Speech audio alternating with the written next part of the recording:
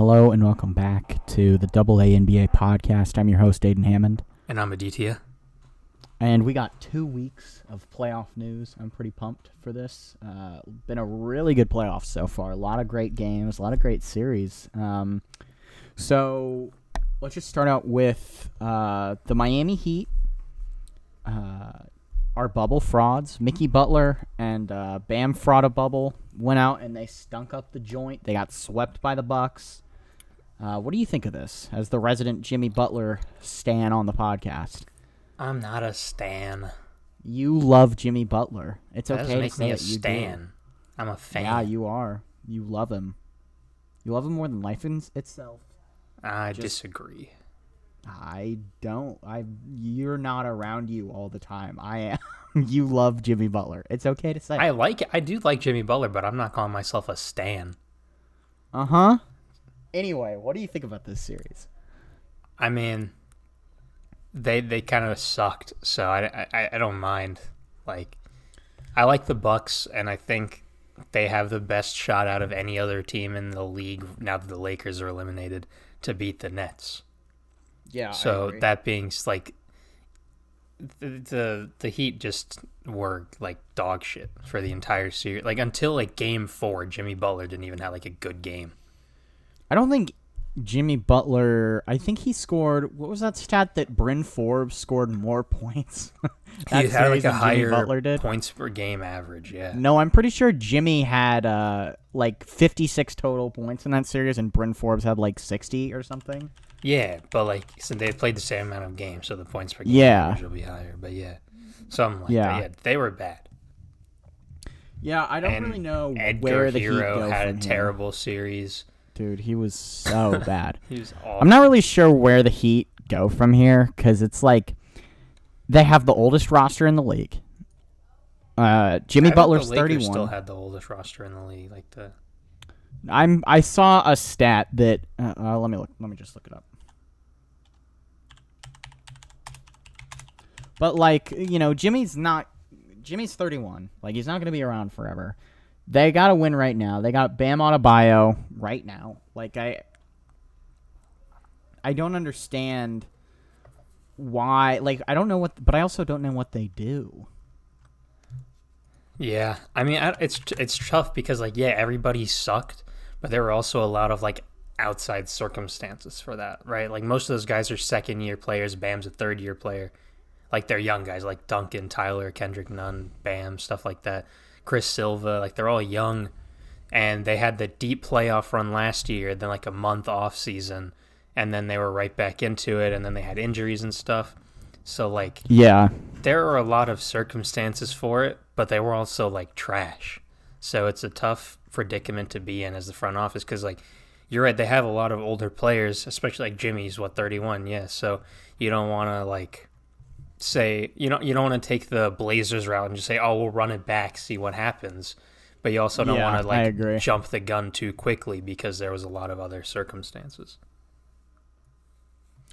Yeah, they do have the two oldest players in the NBA, Udonis Haslem and Andre Iguodala. All right, but Haslem doesn't really play at all. No. I mean, he's just there as like an OG. Yeah. Yeah, I don't really know. I don't know what the deal is with the Heat because I think that they kind of have to make a move. They gotta, like, first of all, the fact that Tyler, like, I know that Heat fans love to say, like, oh, it wasn't going to be Tyler Hero for James Harden. We know. We're not stupid. But Tyler Hero, the Heat did not want to include Tyler Hero in a package for James Harden. No, they didn't want to include both Tyler and Duncan in a trade. Which, like, that was also stupid because Duncan was pretty trash this series. He was actually pretty, like, the first few, like... He was all right. The problem is that he was an okay player, but he was also, like, their second best player, so... He was really good in, like, the first game. Yeah. But besides that, he was not great. Yeah. Duncan Robinson is also a free agent this summer. Like, the Heat need to make a decision. That. Duncan Robinson said he wants to go to a team that fits his play style. Yeah, which I don't really know what that team is. It's the Heat. Because That's the team Is that fits it, his though? playstyle because Like, they're the only team in the NBA that will let him shoot 15 threes a game, even if he hasn't made a single one. No other team's going to let him do that. He has like free reign to shoot as much as he wants on the Heat. I think the Warriors would. I don't think so. Like he'd be able to shoot, but he like the way he plays, like he takes again like 15 threes. Even he'll shoot one of 15, and the Heat will say next game shoot another 15. Like I don't think even the Warriors are doing that. I don't know. They gave Clay and Curry. I mean, specifically Clay because his play style is a little bit closer to Duncan. Just because they're not really the primary ball handler. Not that Duncan is even close to Clay, but just in the sense of they're not the primary ball handler and they do mostly spot up. Clay's gotten pretty much an unlimited green light for most of his career. The Duncan's not even a spot up. Like he runs around so much. Yeah, he runs around like Curry, but he just doesn't have really any of the skills aside from 3-point shooting that Curry none has. of the ball handling. He doesn't play defense, which like Curry doesn't either. But Duncan plays defense. I will say it'd be fun if you had like Clay spotting up and you had like Curry and Duncan just running around in circles outside the 3-point line and just seeing who gets open first. Yeah, that would be cool. But that the Heat do fit his playstyle, but that also felt like kind of a shot at the Heat. It felt like he was like, I want to go to a team that wants me or whatever. Yeah. Which like, I don't really know like what that is. And the other thing is the Heat are somebody is gonna pay him a lot of money. Yeah, like for sure. Joe Harris got what, like $82 million. Bertans got $80 million. Like I could see Duncan Robinson very easily getting $90 million plus. Yeah. Like, I think it'll be closer down to like so the 60 valuable. mil range. But yeah, I get what you're saying. I don't think it will, dude. I think that teams, a guy like Duncan Robinson is very valuable. He is, but he's also not as consistent as any of the other guys. That neither is Bertans. Well, this season he hasn't been as good, but last year he was like a 42% 3-point shooter. Like, yeah, the laser. Yeah, the Latvian laser. So that's like, so if the Heat want to retain him, that's what, probably $15 to $23 million that they're gonna have to drop on him alone. Yeah. A year, like taking up cap space. He's already 27 as well. Oh yeah, he is, isn't he? Yeah, he's pretty old for being one of the young guys on that team. Yeah, I forgot he was that old. The Clippers run. I got the Clippers game on. The Clippers run such a beautiful offense when they've got like guys on the perimeter. The amount of like passes that it takes to get somebody open in that offense, like it's only patience. It's such a fluent offense when they're on, and they're on tonight. Sorry, that was I just saw a really nice play where they kicked it out to the corner and then they kicked it back out to the wing and drained the shot. I love those sort of plays. Patrick Beverley isn't playing. Yeah, he sucks. Well, I knew that, but like he usually plays some. Yeah, but they don't have any use for him this series because he's 6'1". He can pick up point guards who are like 6'3" or really under like 6'4" or 5 and defend them pretty well. But like the Mavericks' 3 best scorers are probably Luka and Tim Hardaway, who are both like 6'7" to 6'9", and then Pingus, who's like 7'3". Tim Hardaway's like 6'6", actually. Now that I think about it, probably. I thought he was like 6'5" or 6'6", yeah. But like Luka's like 6'8". He's 6'5". Yeah. Well, Luka's like 6'8". I don't know, 6'7". Like Patrick Beverley can't really guard either of them, and then Pingus, obviously, he's not going to be able to guard. So. Yeah. Dude, the Mavericks should be ashamed of the team they've put around Luka Doncic. It is so bad. Oh my god. I mean, I think partly because when you get a player that's so good so early on, I think it's almost harder to build a team because you go into the draft where you have an opportunity to draft a generational player, like the Cavs this year, or not the Cavs, the Rockets. let's say the Rockets get the first overall pick, and they're going to draft Cade Cunningham, and let's say Cade Cunningham is like even like a 75 or 80% of what Luka Doncic is right off the bat, like the kind of guy that can carry a franchise. He is not going to have a team around him for at least 2 or 3 years. It takes a long time to build a team, and I think that's kind of what happened to the Mavericks with Luka, where they got Luka. He developed more quickly than they thought. They didn't have any sort of team to begin with, and they were like, well, I guess, we'll take him as far, or he'll take us as far as he can take us, and we'll try to work in free agency for the next couple years. But, we got nothing right now. But you're telling me you can't get someone better than... I mean, they have Boban starting. I mean, they went out to get Porzingis. That was their big move to put around Luka, and it sucks. Failed miserably. Tim Hardaway, when you look back on it, Tim Hardaway was like the big piece in that trade right now. The fact that they got like 2 of their top 3 players in that trade, and what did they give up? Like Dennis Smith Jr. and like a first round pick. I remember it being like a completely one-sided trade. Because the Tim Hardaway thing, it was viewed as like a salary dump. Because they got but he's Tim Hardaway too. Yeah. Yeah, he was dropping like 20 a game, and they were like, "Yeah, we'll just throw him in." Because I think he still had they gave him They gave him like $23 million. Oh yeah, he was making a lot of money. Yeah. Yeah. Well, come on. You got Dorian Finney-Smith, Boban, Maxi Kleber. Come on, this team sucks. Yeah, it's not good. Any team that's giving Maxi Kleber and Dwight Powell Maxi Kleber's like the 6th man. Yeah, major starting caliber minutes. If Maxi Kleber's getting 25 minutes, if Maxi Kleber's getting more than 15 minutes, you have an issue. Bro, you got Willie Cauley-Stein on your team. Why is he still in the league? Because he can put up a consistent 7 and 7. Can he? Yeah. I mean, that's been what he's been most of his career. This season he put up 5 and 5. Yeah. Yeah, it's just a really poorly constructed roster, and I can't really fault the Mavericks for it because I don't think they were expecting to compete this early on. And that's fair. I can forgive a team that just lucks into a really good player and has can't build a roster immediately around said player. Now, if you're like the Blazers, which I guess we could go and segue into the Blazers, if you're the Blazers and you have a superstar for 8 years and you fail to build anything around him, that is more of an issue. No. They didn't. They built something around him, and then that something failed over and over and over and over again, and they didn't change it. The Portland Trailblazers are the definition of insanity. Yes. Running it back. They are Pacers West. Except they have an actual not generational. I use that word a little too liberally.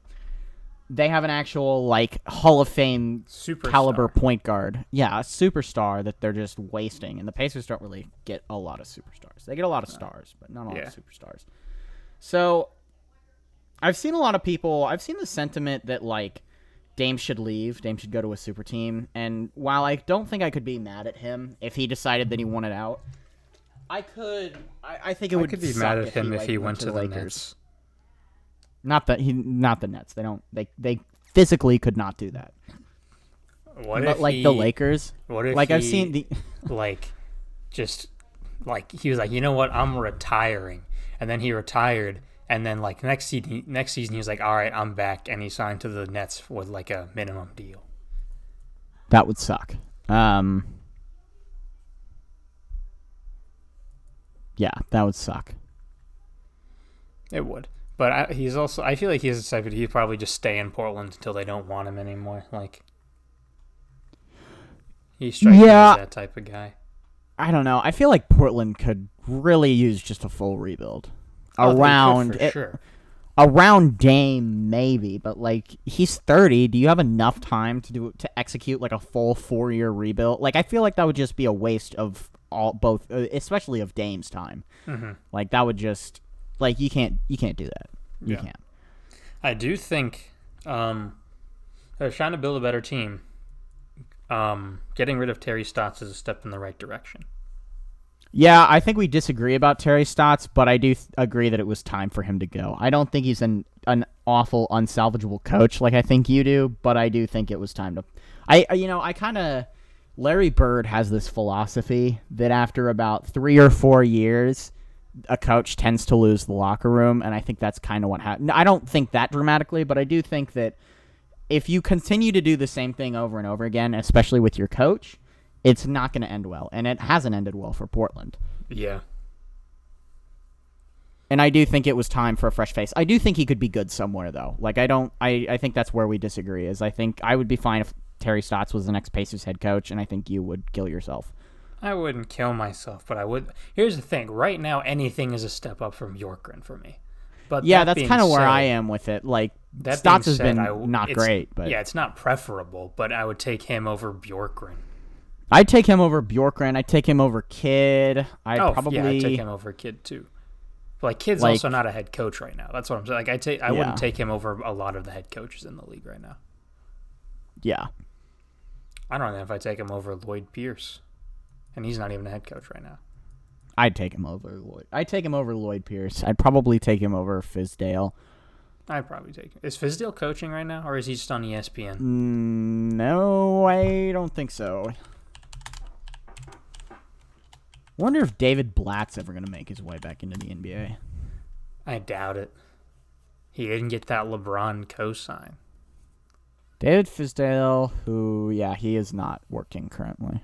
Okay. These playoffs have been really good though. I've really enjoyed the playoffs so far. So now that we talked about the Blazers, I got let's a talk about sick the segue Nuggets. if you the Nuggets. Oh yeah, no. You got a segue. It was a segue to a different series. I forgot to talk about the Nuggets, so we'll come back. Oh, okay. To it. Yeah. Okay. So Jokic is. I mean, really, it just comes down to Jokic is the league MVP.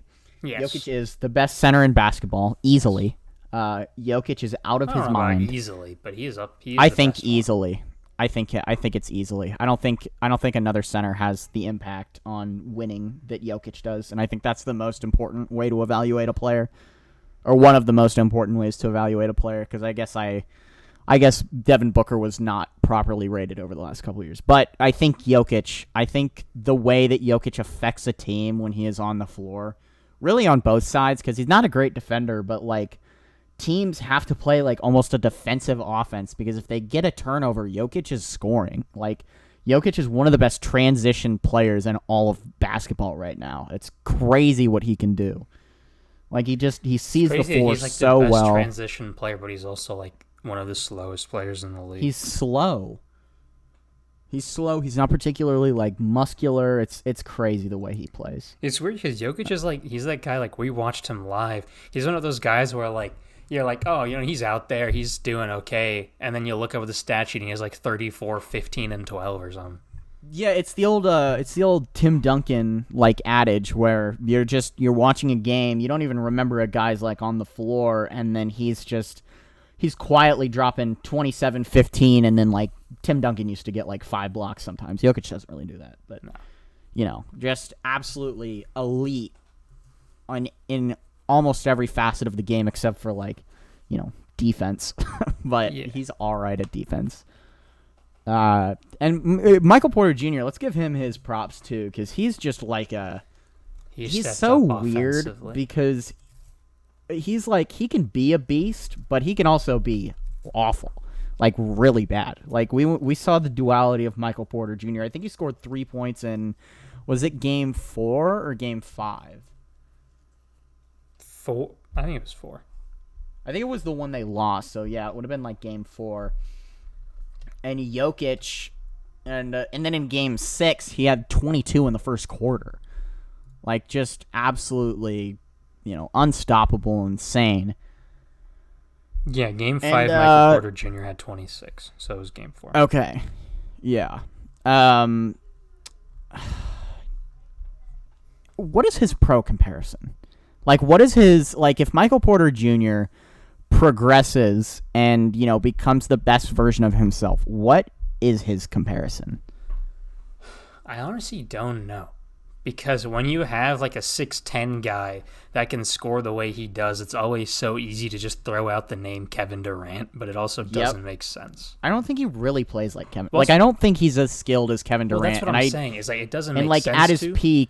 At his peak, I don't think he could ever be like as fluent and really efficient as Kevin Durant. Like Kevin Durant can get 40 on, 18 shots easily. Right. Well, that's what I'm saying. And I don't think it's not Michael like the Porter best Jr. comparison, will ever be but when you have a guy that's that size that scores like he does, it's always like the first thing that comes to mind. Yeah. Well, I saw a tweet. I think was it on Thursday night or Friday night when they won that series. It was a night where he was going off, and it was somebody like asking what his at his peak, what's his comparison, and I think the one that I most agree with, I saw somebody saying Chris Middleton, and I think that is his sort of comparison, because he's never going to be the fastest guy, but he's going to be big. He's going to be able to score consistently, and he's going to be efficient. And somebody was like, "Oh, his ceiling is Chris Middleton." Yeah, Chris Middleton's a really good basketball player. Like a play. Not every player has like a Hall of Famer ceiling. Yeah. I Especially with feel him, like he you got to be a little could careful because of his injury, like his back. Yeah, where you have like his exactly. back surgery or something like that. Yeah. I do think at his absolute peak, like if he did progress and reach it, I think he could be like a Walmart Tracy McGrady sort of. He'll be a multiple-time All-Star for sure. Yeah. I don't know, because his injuries, you are right, his injuries do kind of freak me out. If he is not able to overcome I'm saying that, if he's like the best version of himself, like Yeah. no injuries, like he's just himself, like he'll be a multiple-time All-Star. Yeah, definitely. But yeah, the Nuggets, I like them. And honestly, I don't like, obviously not hindsight, but like hypotheticals are always difficult to like imagine. But this, like if Jamal Murray was still healthy instead of them starting like Austin Rivers and that Campazzo guy, this team would be insane. I would probably, especially with the Lakers out, I think they'd be my title favorite. Or at least Western Conference favorite. Not title favorite because of the Nets, but yeah, Western Conference favorite. So now your segue. Well, my segue, because we were talking about coaches, and I was going to say, like, at least Mark Jackson isn't our coach because of his comments during the Lakers-Suns game. It was a bad segue, but I thought it was kind of neat, What did he say? So I think it was game one when Chris Paul like went down, right? And he was like, and he's good friends with Chris Paul's good friends with LeBron. So LeBron went up and was like checking on him and like helped him up or whatever, made sure he was okay. And then Mark Jackson was like, "Oh, this is why he's not." MJ and Kobe were killers. They would never check on the other team. So stupid. And I hate that. I was like, "Bro, shut up! Like this is so lame." I hate those narratives so much. Yeah, people didn't. That's why people like LeBron and people don't like people hated Kobe Bryant so much when he played. People hated Michael Jordan.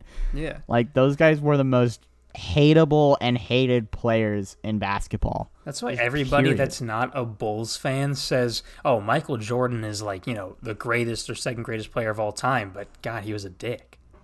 Yeah, exactly. Yeah, exactly. Now, if you're a Bulls fan, then like you love the guy, but even then, you can acknowledge that he was a bad person. Yeah, but yeah, that was like my segue into the Suns Lakers series. It wasn't a very good one, so it's okay. So do you want to talk about Anthony Davis? He got a little boo boo, as he usually does. He does get a lot of boo boos. Charles Barkley, oh my God, he called him street clothes, and now everybody's calling him that, and it's like, guys, I like how they required an explanation. Yeah, I call him street clothes because he always wears street clothes. Ernie asked him to explain that, and he was like, "See, I call him street clothes," and we were like, "We get it, we get it. You call him street clothes because he's always in street clothes. That's a great one. That's a really good one." Oh my God. Yeah, it's Anthony Davis. I do think that Anthony. So here's my thinking with this. the Lakers, LeBron is not going to be around forever. I know it feels like he is, but we were seeing some of it this year. He is not going to be signs of age. Yeah, he is not going to be that dude for another like 10 years. He might maybe for like another 3, maybe. But the thing is, when they made the Anthony Davis trade, sure, it was to pair him with LeBron. It was a win now move. But it was also a win in the future move because Anthony Davis is 28 years old. With NBA players, it's crazy they can to think that he's already like. It feels like he's still like 25. You know what I mean? Yeah. But he's 28 years old. This is a league where players can be the number you can be the number 1 player on a championship team when you're 34, 35 years old. Like we've seen Curry. I think when Clay gets back, I think they are contenders, and I think Curry is the best player. Like, same with Durant. Like, he's 33. Obviously LeBron, but he's an enigma. But this is a league where, when you make a move like that for a franchise-altering player, you're making a move for the future. Like, that's a guy that he is the Lakers franchise once LeBron leaves. Mm-hmm. And the fact that he is him and probably... That's a good one. Thank you.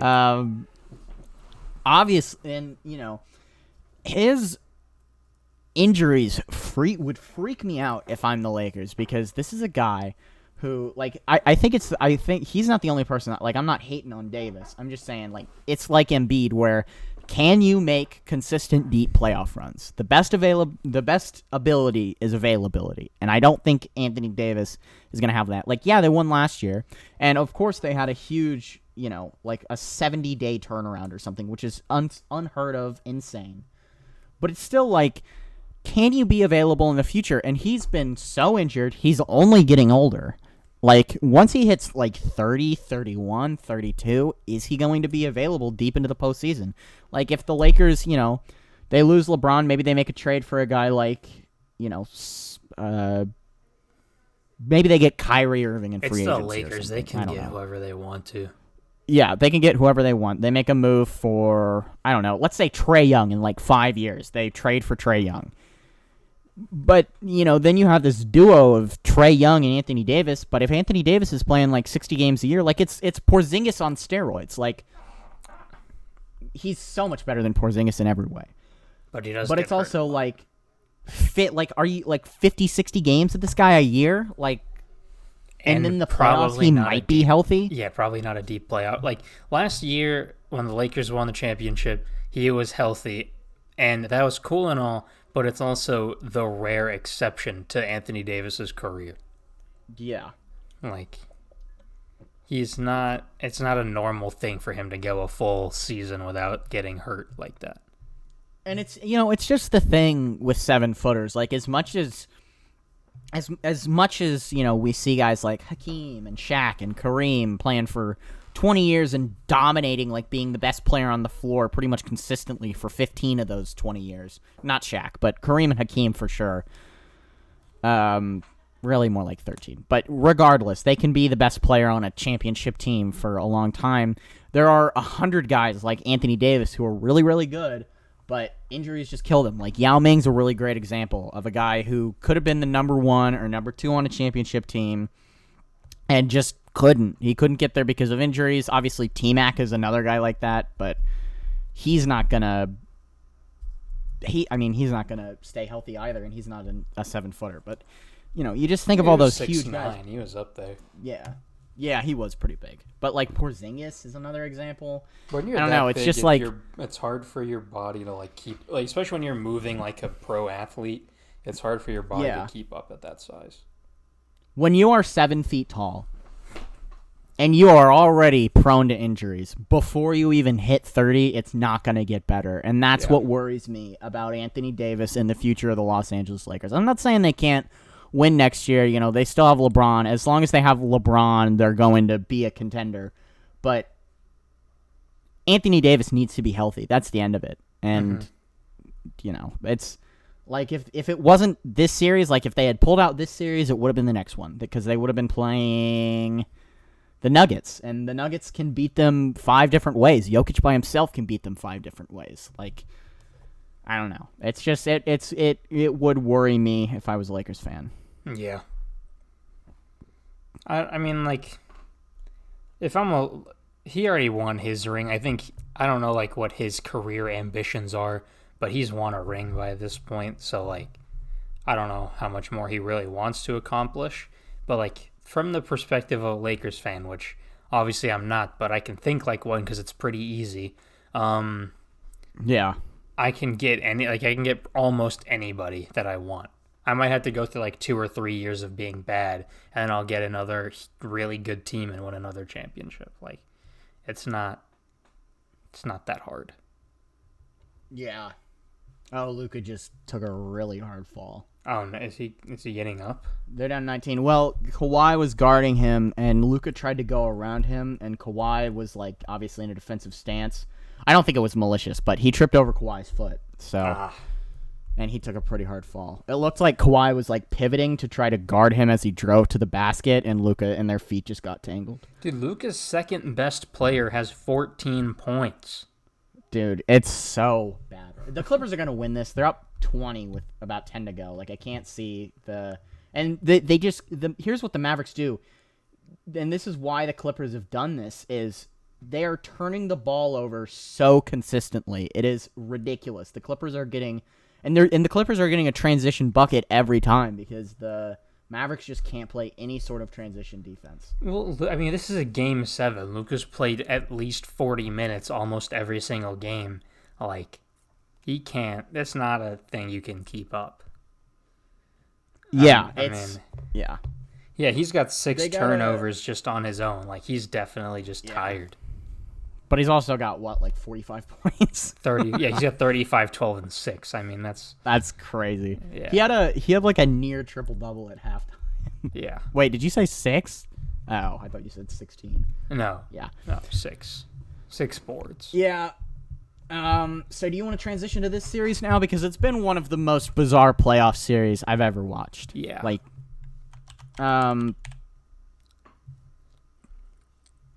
I don't know what to think about it because it's just like I've been wanting, like I want to watch playoff Kawhi more than almost any other player. His run in Toronto was so good. That's the most entertaining basketball I've ever watched. I want to watch it again. So I've been rooting for the Clippers. You know, I wouldn't be mad if the Mavericks won, but I've been favoring the Clippers more. And I also think it would be hilarious if the Clippers won the championship, and just thinking about how much that would piss off Lakers fans is magical. I don't know if they care that much because it's like the Clippers' first championship. Especially if the Lakers got bounced in the first round and then the Clippers win the championship, they would lose it. But yeah, I don't. So, but as a guy who is kind of rooting for Kawhi for the most part, and then I guess as a consequence of that, I'm also rooting for the Clippers. This has been one of the most infuriating series I've ever watched. Like, and I think it's just like I think we disagree on this. I don't think that the Clippers are a bad team. I think that Luka is just one of those dudes where like you can beat any team in a playoff series by yourself. Like LeBron is that kind of guy.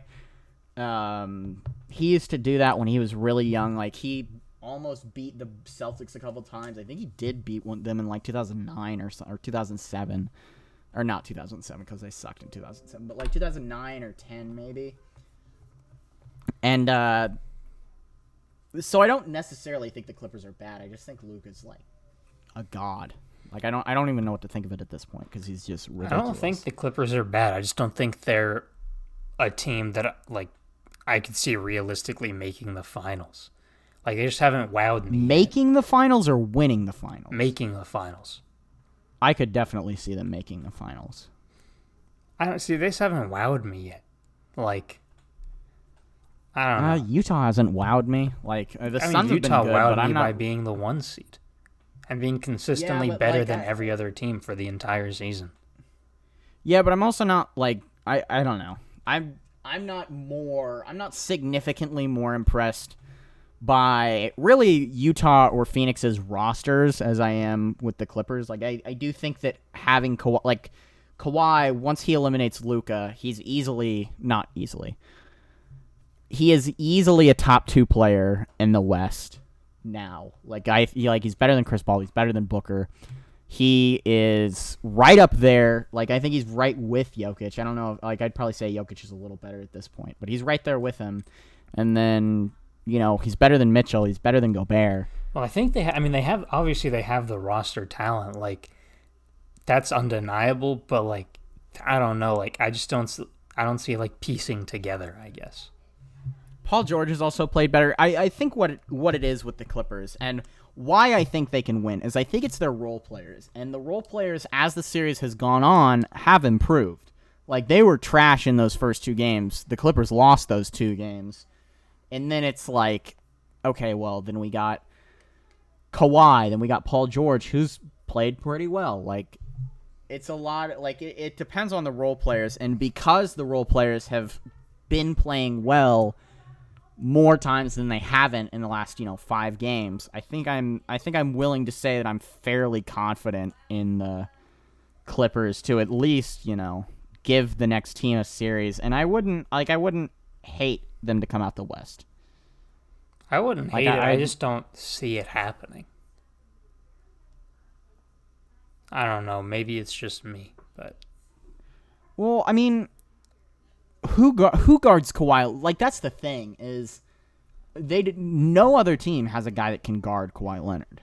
Like, they just don't. Like, the Suns don't have a guy that can pick up Kawhi Leonard, and really nobody else has a guy that can guard Paul George. Like, nobody has a long wing like that. Like, Michael Porter Jr. is the closest thing any of those teams have to a guy like that, and he is horrific on defense. I mean, I don't even think you necessarily need to shut down Kawhi. Like, Mikal Bridges is a pretty good defender. The Jazz as a team are just very good at defense. Yeah.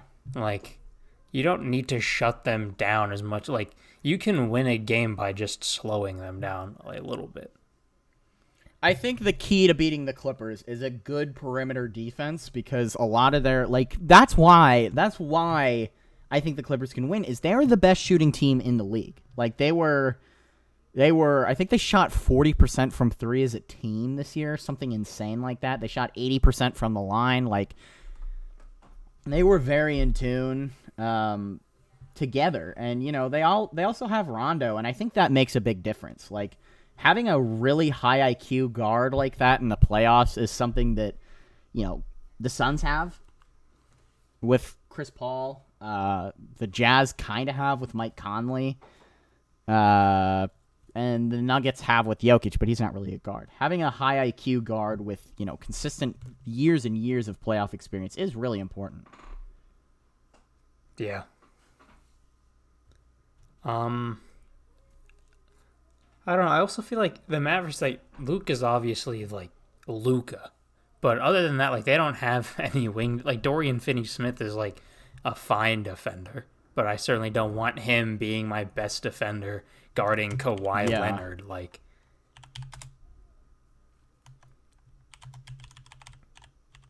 Yeah, I agree. I don't know. There's a. I think they could honestly this could be their worst series, and they could go out and win every other series and make the finals. But I just don't see it happening. I don't know. I wouldn't. I definitely. I wouldn't say it's I'm not going to say that they're a favorite or anything, but I would take them to give any team in the NBA a series right now. At least a 6 or 7 game series. I don't think that them struggling with the Mavericks is indicative of them. I think it's indicative of how good Luka Doncic is as just a guy. I'm not going to I'm not going to go out here and say oh, well, the big 3 Celtics had a lot of trouble with LeBron. That means that, they suck. No, it means that LeBron's really good. I'm not going to, and they're not the big 3 Celtics, but it's also when you have a really good team and they struggle with a bad team, it's okay, well, look at what the bad team has. If the bad team has one really excellent player, that the NBA is the only league where that can happen. That can't happen in baseball, that can't happen in football. The NBA is the only league where one guy can carry a team in a series, and I think that's what Luka's been doing this year. Yeah, against the Clippers especially, and really last year against the Clippers. Oh, that's all I really have to say about the Mavs Clippers series. How Yeah. much time is left in this game? Because I'm not really watching. I'm just kind of following it on ESPN from time to time. 6 minutes. Mavericks have the ball. Oh, they're down they're down by 15. It doesn't. They're down 15. Luka just got fouled, so it could be 13. It's pretty much over. I don't see the Clippers blowing this. So yeah, I guess for now I'm gonna say the Clippers move on to the second round because which means who do they play? Do they play the Jazz or the Suns? The Jazz. Okay. I guess I could see them winning that series. I could definitely see them beating the Suns, but I could also see I could see the Suns beating them. You mean the Jazz? Or the Jazz, yeah. The problem with the Jazz is they don't really have, I think in order to beat a team that's, really long like the Clippers, you have to have a guy, long, with long wings. Like, the Clippers are full of them. Like, Terrence Mann, Paul George, Kawhi Leonard. Terrence Mann isn't that long, but he's Batum. pretty long. Yeah, Nick Batum, you need to have a guy like Luka Doncic who can just take over offensively, and I'm not really sure, and also get up jump shots, and I'm not really, I think Devin Booker could do that, but I don't know if I would trust Donovan Mitchell to do that. Yeah. Donovan Mitchell's not as good of, a pure scorer, but he's also, I just learned pretty recently, he's 6'1". I didn't know that. Donovan Mitchell is? Yeah. I thought he was 6'3", yeah, 6'4". I think he's able to get up, so that kind of when a guy's able to really get crazy air, it makes them look a little bit bigger than he is. Yeah, because I knew he was kind of short for a 2 guard. I thought he would be 6'3", 6'4" ish, but he is 6'1". So that's something to note. Yeah, I don't know. I mean, it's a similar case with the Jazz. If you have Boyan and Royce O'Neal guarding Kawhi and Paul George, it's going to be a rough series. Yeah, that's kind of what I'm thinking a little bit. Their best defensive presence is Gobert, and Gobert's great, but he's great in the paint. I don't want him out. He's great in the paint. He's great in the paint, and he's he impacts the team more than any other defensive player in the league. But that doesn't mean that they have a guy who can just pick up Kawhi and Paul George. They just don't. And that's, when you have a guy like Kawhi Leonard, you have to have a guy who can pick him up one-on-one. Yeah. And the reason the Jazz were so successful was directly because of Rudy Gobert, but it's also, that might not work in the playoffs. You gotta have a guy who can truly pick up Kawhi Leonard and shut him down. Yeah. And, that's why, the Mavericks just cut it to 11 with, 4 minutes to go. But if they lose this series, that's why. It's because they didn't have a guy who could lock up Kawhi. Yeah. That kind of rhymes, bro. It did kind of rhyme. Oh, you want to talk about Trae Young being the best point guard of all time? Oh, dude, he's so sick. We're both pretty big Trae Young record fans. Last week, but we both love the whole villain aesthetic that Trae has taken on. It's awesome. Yeah. And they just won Game 1 against the Sixers today. That was sick. And I'm very worried about the Philadelphia 76ers, can I just say? You can say. Yeah. It was worrying, though, because the Hawks almost blew a 25-point lead. They did. They but were up by they were up by 5 points or something when 16 seconds left, and then Trae Young decided to throw a half-court lob. His court vision is bonkers. I think as great of a passer as he is, I think his passing is underrated. I don't people focus on his scoring a lot, but he is maybe the best passer in the Eastern Conference right now. Russell Westbrook's really good. Obviously, there are a lot of great passers, but the way that Trae Young sees the floor is absolutely crazy. He's definitely in the conversation. Yeah. He's up there for sure. I also think, obviously Embiid wasn't 100%. Simmons is iffy, to say the best. here's the deal. Embiid is only going to get more gassed as the series goes on because that's just how he is. He's 7 feet tall. He's 250 or whatever he is. And he's fighting an injury. And he's fighting an injury, which he's always fighting an injury. And he still put up 40 points in game 1, but like his knee is only going to get worse. Like he's playing on a torn meniscus right now. That is only going to get worse as the series goes on. And there's a very good. I think to lose the series than him fully tear that meniscus. Yeah, I think there's a very good chance, but I think if they continue playing, it's only going to get more likely that meniscus fully tears. Like, it is only partially torn, which is why he's playing, but, like, the more he plays, the more he's going to, the more he's going to get hurt. I think he's better than Anthony Davis, but he's in that similar boat where, like, he just can't stay healthy. Yeah, he's another guy, like, I don't know if he's better than Anthony Davis, but he's a guy that I've just put in that conversation of guys like, he's in that conversation of guys where, like, can you rely on him to be healthy deep into the playoffs? Like, he is a guy who could be the best player on a championship team, but it's also, like, can you rely on him to be healthy? Like, and that's something where it does get a little more worrying than with a lot of other guys, Yeah. Tobias Harris played really well. Tobias Harris did play well. I think they need it. He's not going to, but they need Simmons to step up if Embiid's going to be hurt. Like, you can't play 37 minutes. Your best player is fighting with a torn meniscus, and you take 7 shots. I think if they lose this series, it's time to blow it up. It's time to end the process because it's not working. I don't think you blow it up, but I do think you move Ben Simmons. I don't think you move it up. I don't think you blow it. You're right. I don't think you move it up. You blow it. God damn.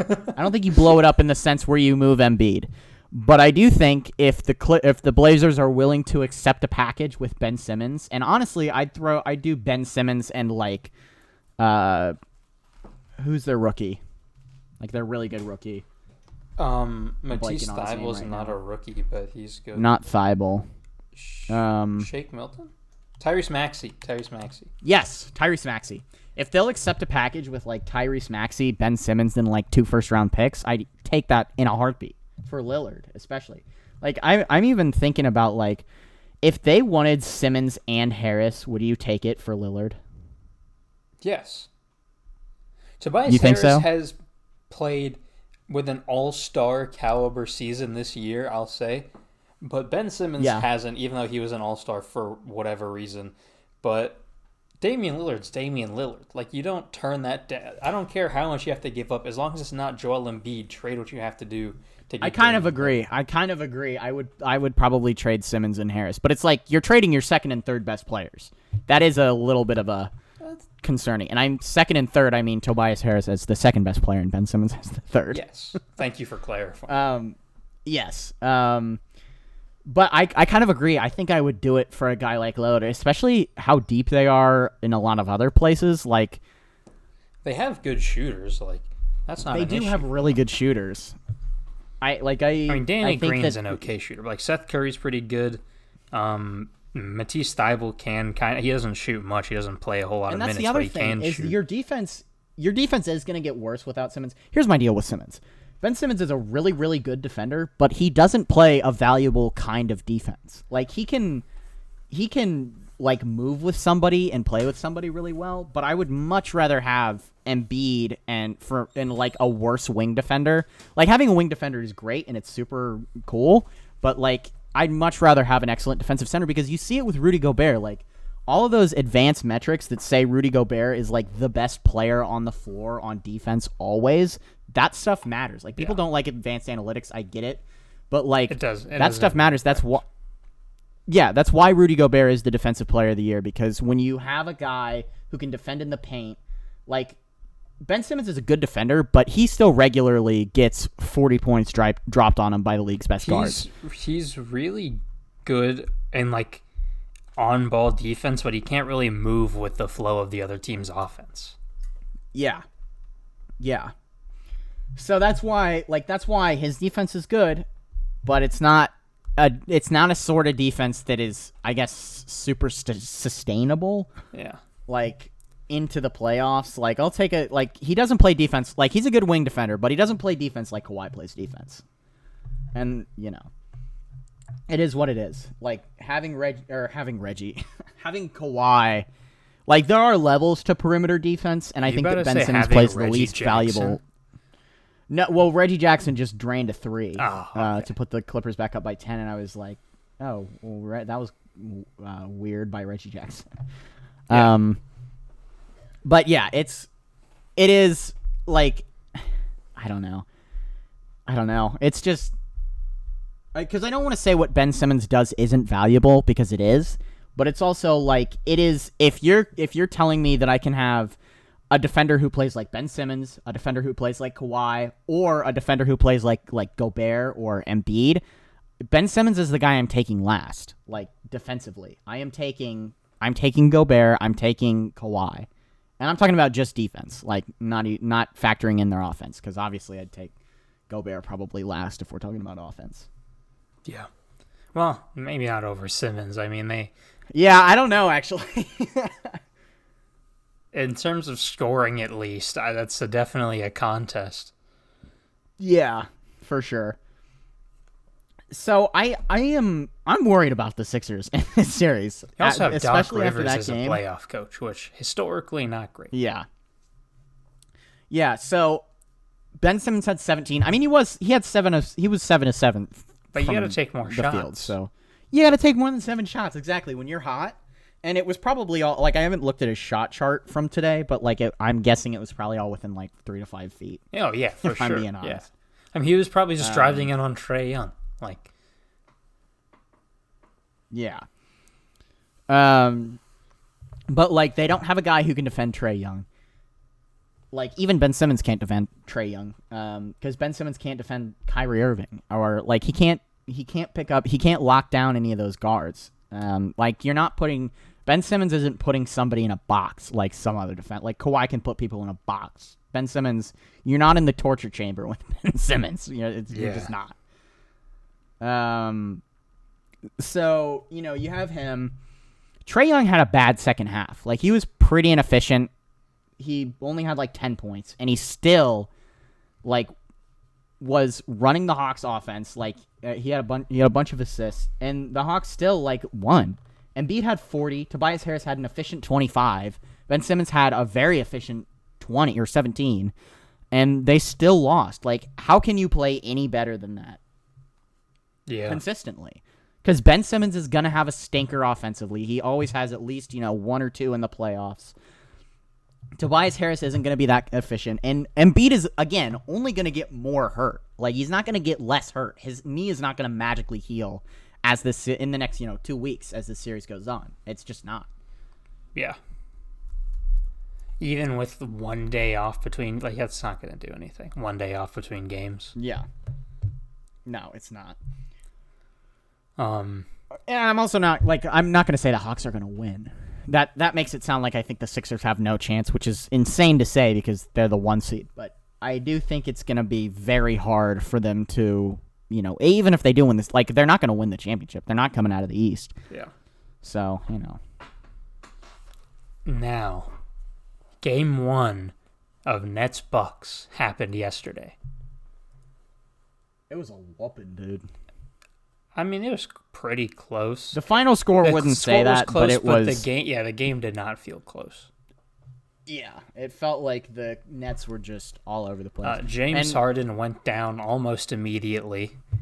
He's out for Game 2. He has hamstring tightness or something. They said he hurt his hamstring. Yeah. Yeah. But KD, which has been bothering him all year, if I'm correct, right? That's the injury. That's the injury he had that kept him out for a lot of the season.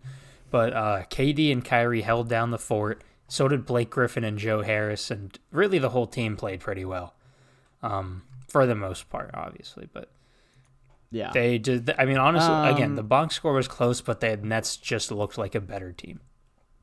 Yeah, I don't think I've been saying that. I think we've all been saying. I think everybody has been saying. It's been obvious that, if the Lakers are out, the Bucks are the one team that can beat the Nets if they're fully healthy. Yes. And, that was on display last night, that it's not going to be easy. Like, even though the Bucks can do it, it's not going to be easy. Yeah, and I think they got to make a lot of adjustments. Buck. Mike Budenholzer, the coach of the Milwaukee Bucks, has to be better. He just has to. Jeff Teague was like -10. He played 10 minutes. Yeah. He was bad. He didn't play. He didn't give Giannis a ton of minutes. I don't like Middleton. Middleton is that's the thing I will say. Middleton is not going to be that bad again. He had like 23 points and was like 6 of 23. Yeah. He's not going to be super inefficient again. That's not who he is. Even last year, like he had a couple bad games, but he was not very inefficient consistently, you know? Yeah. Remember, I think I made the joke like in the Xbox party, but it was like, because after the game I was like, what if Mike Budenholzer prepared the entire season to only make adjustments against the Heat so he could get his revenge and then like didn't care about the rest of the playoffs? Because he kind of looked like old Bud in game 1. Yeah. Like he just wasn't making the right adjustments or anything. Yeah, he looked bad. But I don't think he's going to make that mistake again because he's coaching for his job this time. Yeah. Hopefully, yeah. But goddamn, it is. It's. I don't know. I don't know what to think about it. Honestly, I think the Nets might just be the better team, and like all the games might be close, but I don't. Maybe again, it is game 1, and I don't want to overreact, but. Yeah, I'll give the Bucks another game. Right now, I'd say I would be pretty comfortable saying Bucks Nets in 6 right now. Yeah, it is game 1, and obviously you don't want to overreact from one game. Yeah. But that being said, in game 1, the Nets just looked better in almost every way. If the entire series goes like that, it'll be an easy sweep. Yeah. But I don't think the entire series will go like that. Giannis was unstoppable last night, and it didn't matter. Will continue because which is scary. The Nets bigs are not, great. But yeah. So that'll probably continue, but the rest of the Bucks just weren't like clicking. Like Chris Middleton was inefficient. Drew Holiday was like okay, but not Drew Holiday from the first series. Like, yeah. So I think the Bucks probably can bounce back game 2. Yeah, I do too. And the other thing is, like, it was game 1. It's not like the Nets just stole home court from the Bucks. They're the higher seed. Yeah. But yeah, I think that'll be a good series for sure. I do too. I'm excited for the rest of it. I really hope it's not. No. I hope it is because honestly the rest of the Eastern Conference was kind of like, at least the first round was really boring aside from Knicks Hawks. Like, yeah, in the first game of Bucks Heat was really good. Yeah. Like everything else was kind of boring in the East. But even Knicks Hawks was kind of a bad series. It was a bad series, but Trae Young made it entertaining at least. Yeah, that's true. The last 3 games, it was just like whooping after whooping. Yeah. Actually, do you want to talk about that now? Trae Young, the king of New York? Oh, youngest franchise owner in NBA history? Youngest franchise owner in NBA history? Yeah. What do you think about this? We kind of said it when we were talking about the Hawks Sixers. Dude, Trae Young's so sick. I love the villain role so much. Yeah, I do. Like, for the most part, I do like it when players play the villain. It's really against like one team. Like, I didn't love the way Kevin Durant has played the villain because he was an actual just asshole and did an asshole thing and then like embraced it. I think that's lame. But, like, I do like it when players just torture a franchise. I think that's hilarious every time. Like, Reggie Miller. Oh, the Knicks can't catch a break. Yeah, Reggie just the last time they were good, they got Reggie Miller. Knicks fans hating him. Now they're good and they're getting Trae Young. Yeah. I saw something today, or the other day, and it was like having Reggie Miller call an elimination game at the Garden where the Knicks are losing by 20 is the ultimate pouring salt in the wound. And that's hilarious. Like, I don't think you've seen it yet because it's summer, so I'm not gonna wear hoodies. But I have that the hoodie with like the Reggie Miller like choke on the back of it. It's pretty sick. Yeah, no, it's I think I did see it because you got it delivered, or you sent us a picture and you were like, "This is $60. Should I order it?" Yeah, and then I ended up ordering it. But no, that was sick. Trae Young is becoming one of my. I mean, he's already like I already liked him, but he's becoming one of my favorite players. I do too. I'm always gonna I'm always going to mess with a player that people hate for no reason. Yeah. Like, I really like Lamar in the NFL. I really like Lamar. I like Michael Thomas. Like, and especially in the NBA, like, people hate Trae Young for really no reason. People hate like, Trae Young because he gets foul calls, though. And, like, I get it's not an entertaining way to get foul calls, but it's not his fault. It's the NBA's fault for letting their refs call those fouls. Like, if you're going to expect... You shouldn't expect a professional athlete. Like, these are the most competitive. I feel like we have this conversation pretty much every week. Yeah. But if you expect a pro athlete to not try to bend the rules to their advantage, you're an idiot. Not take You're every dumb. single competitive advantage and exploitation they can because it hurts the fans' feelings. Like, Kobe Bryant, the most Kobe Bryant thing I've ever heard is that he read the rule book. He memorized the rule book. He knew where all of the refs were so that he could get away with subtle foul calls and exploit the rules. Like, Dwayne Wade used to pump fake and then jump into the defender to get a foul call, and he got so good at it they had to change the rule. Michael Jordan used to flick people in the nuts while he was playing defense if he knew the refs weren't looking. Like, These are the most competitive people in the world. If you expect them to not try to use every advantage they possibly can, draw every foul they possibly can, get every opportunity for points they possibly can, you don't understand professional sports. Like, you just don't. Yeah. It's like there's not a right way to play the game. There is a right way to play the game, and it's how Trae Young plays it because he's doing everything in his control to make sure that his team wins. And at the end of the day, that's the only thing that matters. Yeah. Is the Hawks winning for him. Yeah. He doesn't care about all the kids on social media. They're like, oh, Trae Young needs to learn to play the game the right way. He's ruining the NBA. Like, no, he's not. The refs are ruining the NBA by making those calls. Yeah. It's such a, like, if it's such an issue, Adam Silver will change the rule. Yeah. Like, he's changed rules before. Yeah. He's changed rules before. He'll change them again. And I don't think he'll change this rule, honestly. Like, you know, like, it's... I don't know.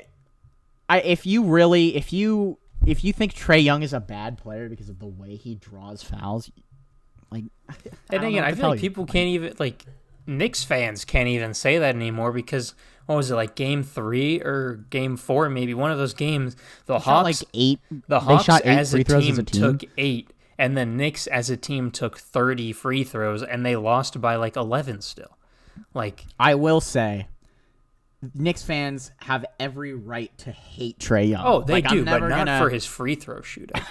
As much as I love Trae Young for embracing the villain role, I'm also always gonna back up a team hating the guy that embraces. No, they can hate Trae Young all they want to, but you can't blame his free throw shooting for your team being ass. Because that's not the reason you guys lost. You guys lost because Julius Randle played bad, and really the rest of the team also played bad. Like, yeah. Except Derrick Rose. Derrick Rose played well, but yeah. Let's talk about Dr. J, Julius Randle. It was his first playoff experience, and he played in the Garden. Like, it was very underwhelming, but I can't say, like, he's a terrible player because of it. You know what I mean? Like, again, first ever time in the playoffs, like, I kind of feel for him a little bit because Knicks fans are not happy.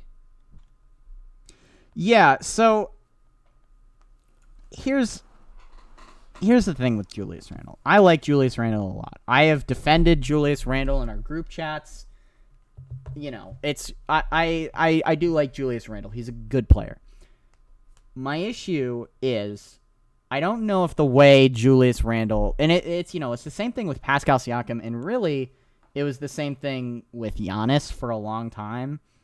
When you play that sort of style of basketball, and Julius Randle is different because he does have a better jump shot than both of those guys, but when you play that sort of style of basketball, it is really hard to keep it up into the playoffs. It just is. Yeah. I mean, that's... I don't know. I do agree. It's very similar to them, but I don't even think it was that because he's I don't know exactly what his shooting splits were, but he was a very good 3-point shooter in the regular season. Like, I'm gonna look it up real quick just because I'm curious now. So in the regular season, he shot 41% from three. Granted, it was on what was it? 5.5 attempts or something. But that is impressive, though. It's impressive. And in the playoffs, he just wasn't hitting those shots anymore. Like I think it was just a playoff atmosphere got to him a little bit. Yeah, and I'm not gonna say like, would you give Julius Randle a max contract? No. That's really where it comes down to for me. Is Julius Randle a max player? I don't think he is. I don't think so. He was an all-star, but it was his breakout year. You don't know if he's gonna do it again, because if he doesn't, then you're kind of in the same situation as Toronto, where you give Pascal this huge bag, and now he's like a good player, but not a max contract player anymore, and then you're kind of stuck with it. That's kind of where I am with it. He feels like not a one-year wonder sort of player, but not a guy that I would trust to be a really consistent all-star, which is what I would say every max player has to be. Like, if I'm giving you a max contract, I'm expecting you, unless you're like Chris Paul's age, where I would give Chris Paul a max contract, knowing that the last, year or two of that contract, he's probably going to regress a lot because he's 36. But or Jimmy Butler as well. But it's the sort of thing where like, if I'm giving you a max contract and you're 26, especially if it's a 5-year max, I'm expecting you to be an all-star at least like 90% of those years. If you have an injury, it's one thing, but like, I'm expecting you to be a very consistent all-star, and I don't know if I trust Julius Randle to be that. Yeah, he's very good. He's a good player. He is very good. Yeah, I think he could be a really good. I think the Knicks should be very closely monitoring the Damian Lillard situation, and it seems like they are. Like a report came out this week that they're closely monitoring it. I think they're also monitoring the Karl Anthony Towns situation. And that is really good. They should be like that's the sort of stuff that teams need to do if they want to continue to build upon what the Knicks built this year. Now, what I will say, a good roster. Knicks, if a superstar ever on their contract year ever says, "Hey, I'm gonna sign to New York in free agency," don't trade for them at the trade deadline and give up all your assets. That's a bad idea, and don't do it again. Yeah. I would agree. But what other series do we have to talk about? Do we have anything else? Not really. Like the Wizards Sixers series was boring. Nets Celtics was boring. Yeah. The biggest hypocrite in basketball media, Kevin Garnett. Yeah, sir. Yeah, that was don't be disrespectful. The stupidest thing I ever as like the most disrespectful player of all time. Yeah, I made a video on TikTok about this, and it got some views, and a lot of the comments were like, "Oh, if you're not an athlete, you'll never get it." No, we get it. If a player wipes their feet on your logo, you shouldn't care. Like, especially if you're getting your ass kicked, you shouldn't care. Yeah, care by playing especially better. If you don't play for that franchise anymore. Like, Kevin Garnett should not have any sort of, like, I'm sure that he still loves the Celtics. Like, I don't have an issue with that. But the fact that he is willing to go as far to say, like, oh, Kyrie, that was so disrespectful. You looked Tim Duncan dead in the eyes, knowing that his mom was dead. On Mother's Day. Happy Mother's Day. That's as low as it gets. Yeah. Like, you can't say that something else is disrespectful. Like, you just can't. If it was any other like if Larry Bird said that, it's whatever. But the fact that Kevin Garnett is not allowed to call things disrespectful. No. He's not. Not at all. You can't. And the problem too is, like, I don't even, maybe they were, but like I didn't see anything about like the actual Celtics players like saying anything about it. Kyrie did it like after everybody was like off the floor shaking hands. So It wasn't even like, it didn't even seem like a shot at the Celtics players. It was a shot at the organization and the fan base, which he has a right to be mad at because the fans treated him like fan base is racist and the organization sucks. yeah, like the fans treated him like garbage when he was there. Do you remember? Like, yeah, he wasn't great in the playoffs that year, but do you remember how toxic Celtics fans were after that? Celtics fans are always toxic. Bro, They Celtics are, fans but they're could usually literally- not quite as toxic to their own team, and they reamed Kyrie Irving after a series that wasn't really his fault. Bro, Celtics fans could boo a player off the court, and if that player says, I don't like Celtics fans, they would act offended. Like, It's so stupid. They are so hypocritical. yeah. That's why no one likes Celtics fans. Like, I don't even mind the players on the Celtics, but I always want to see the team fail because it makes me I happy. really like Jason Tatum, but like I'm not gonna root for the Celtics. Yeah, I'm rooting against Just them because I like actively Jason because I Tatum. want to see the fans suffer because they suck. Yeah, it's the same thing with like the Lakers. Not the Like, I same just- thing. I don't- The I Lakers don't- fans are obnoxious, but Celtics fans are like racist. Well, that's true, but it's the same sort of thing where like I can like players on the Lakers or the Celtics, but I'm always gonna want to see them lose because their fans suck. Yeah. The Heat are kind of the same way, honestly.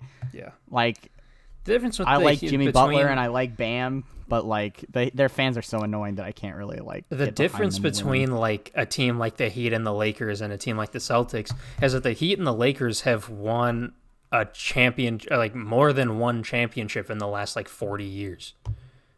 Celtics fans ride on that Bill Russell run and that Larry Bird run, like they hold on to it for dear life.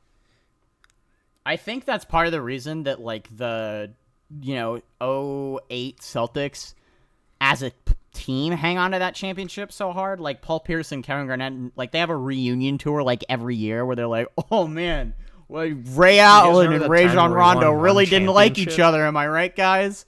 Yeah. Yeah, they only won once. Yeah, do you guys remember that time where we won a championship that one time?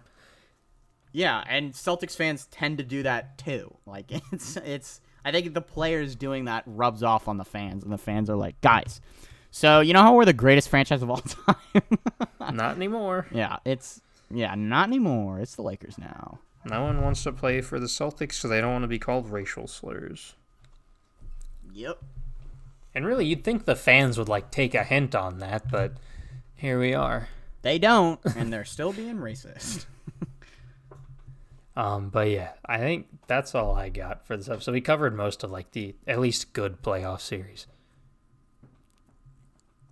I don't know. Do you have anything else Yeah. you want to add?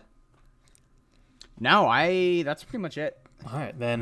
Thanks for watching. Remember to like and subscribe. Oh, hold on. I just want to say, LaMickey and A. Disney, I hope you boy. have fun in.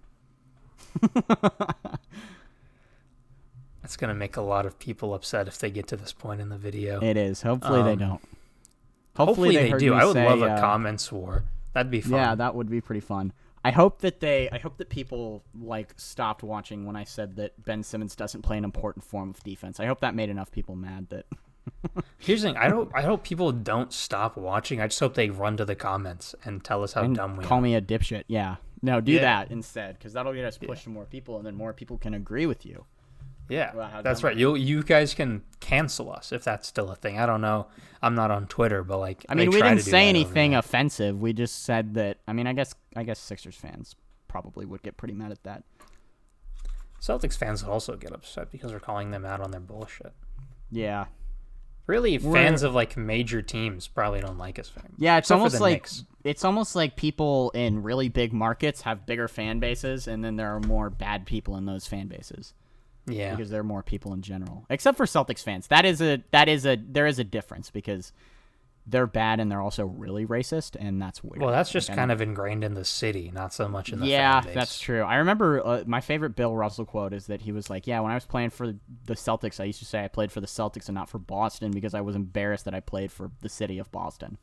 Yeah, So, that's why every time Kyrie says something like that, I'm like, "Yep, definitely." I agree. Understand? Yeah, I definitely agree. But yeah, thanks for watching. Like and subscribe, comment, get mad at us, please. It's funny. Yeah, it is pretty funny. And yeah, check out the description. I don't think I have put Aiden's TikTok there because I don't know how to do that. But if you send me a link, I can just put it in the description. But right. yeah, thanks for watching, and we'll see you guys in the next one. Bye.